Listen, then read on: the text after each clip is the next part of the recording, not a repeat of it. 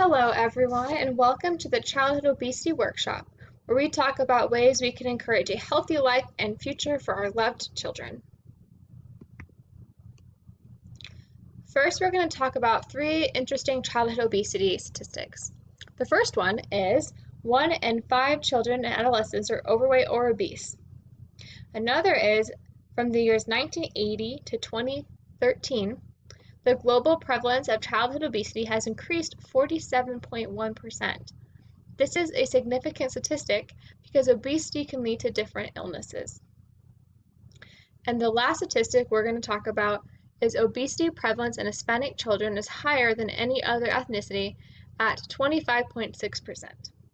This is significant because it shows that there has been a gap when it comes to programs reaching families from all ethnicities and backgrounds.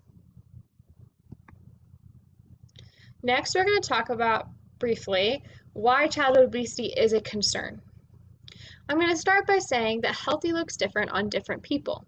However, obesity is a concern because it can lead to a decrease in quality of life and their lifespan. Almost 60% of overweight children ages 5 to 17 have at least one risk factor for cardiovascular disease. This is significant because cardiovascular disease can include conditions such as stroke, heart attack, arrhythmias, which is an abnormal heartbeat, and more. Childhood obesity can also lead to other health problems, including type 2 diabetes, asthma, and sleep apnea. Now that we've discussed the prevalence of childhood obesity and why it's a concern, we're going to talk about what we can do to help our children have a healthier future.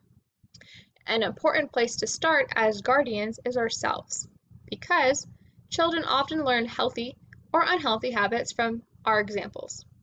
We want to encourage a healthy diet and a healthy relationship with food. You want to incorporate foods from all the food groups, including fruits, veggies, protein, dairy, and grains. We can also help foster a love for physical activity, like going to the park and playing games, family walks, and other family games such as soccer and kickball. Next, we're going to talk about different ways to incorporate a healthy diet. The first concept we're going to talk about is everyday foods and sometimes foods. Everyday foods are foods that our body needs we want to make sure we have every single day, like vegetables. Sometimes foods are foods that we can enjoy, just not every day, such as cake and ice cream. You also want to make sure you have healthy snacks that are easy to access. Healthy snack ideas that are good for our bodies and do not break the bank include carrots, apples, celery and peanut butter, and bananas. Also, another thing to be aware of when shopping for snacks or food in general is to look at the total saturated fat per serving, which you can find on the nutrition label. Saturated fat should be less than 10% of total calories eaten for that day. For example, if a child has 1,500 calories in a day, no more than 150 of those calories should be from saturated fat. If a child has 2,000 calories in a day, no more than 200 of those calories should be from saturated fat. Another thing to keep in mind is that cereal can be a great, fast, and easy breakfast choice. However, if possible, try to avoid the cereals that are high in sugar. You can also find this on the nutrition label on the back of the box and see total sugars and total added sugars per serving of that cereal. You can then look at that and compare it to other cereals before you make your choice. The last thing we're going to talk about on this slide is the importance of snacks.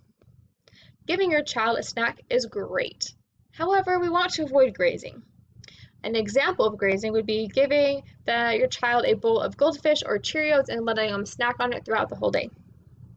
This can ruin their appetites for dinner, which tends to be more nutrient dense than the snacks they're eating, and it can also increase their risk for cavities. Eating healthy does not have to cost a lot of money. Some examples of some low-cost and simple meals include sheet pan chicken and veggies. Cut up some vegetables such as green peppers, carrots, and potatoes. Drizzle some olive oil and add some seasonings of your choice, the same for the chicken, and put them on a sheet pan and cook them in the oven until the veggies are cooked how you want them and the chicken is cooked all the way through. Another example includes tacos. Take ground beef and cook. Drain off all excess fat. Add taco seasoning, water, and a can of drained black beans. You can serve it on a taco shell, or you can serve it on top of a mix of lettuce and spinach, a taco salad, which is a great way to add veggies. Add some salsa, some cheese, and some low-fat sour cream. At the end of the workshop, we will have a list of some fast, healthy recipes that won't break the bank. Something else that you can do is to add a side of veggies, especially if the main course does not have any or has very little.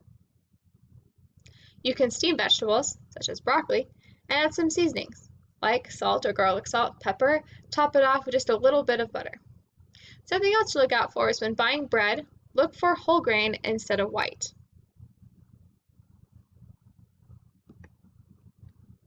Another concept that can help you with healthy cooking is, instead of stocking your freezer with freezer meals or going out to eat, you can double the recipes that freeze well and freeze the other half for nights where you do not want to cook. All you simply have to do is take out and defrost. We'll specify which recipes freeze well, as well as the defrosting instructions when we provide recipes at the end of the workshop. Lastly, we're going to talk about grocery shopping. It may be helpful to plan out your meals for the week and then write down the ingredients you will need for your recipe that you do not have, as well as other things you need from the store, such as toilet paper or snacks.